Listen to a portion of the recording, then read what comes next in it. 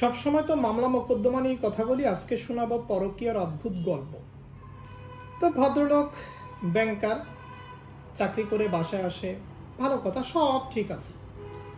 কিন্তু রাত যখন 11:30 বাজে তখন সে ওয়াশরুমে যায়।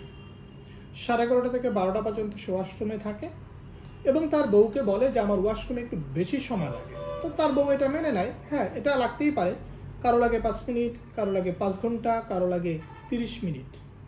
তো তার 30 মিনিট সময় লাগে।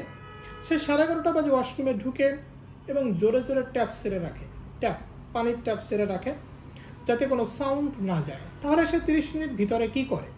30 মিনিট ভিতরে সে ফোনে কথা বলে, পরকীয়া করে।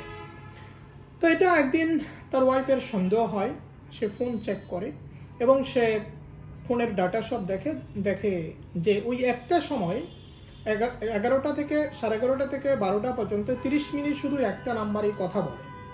এরপরে সে একটা সময় ধরা পড়ে যায়। সে আপুটি আমার চেম্বারে আসলো এবং এই কথা বলল।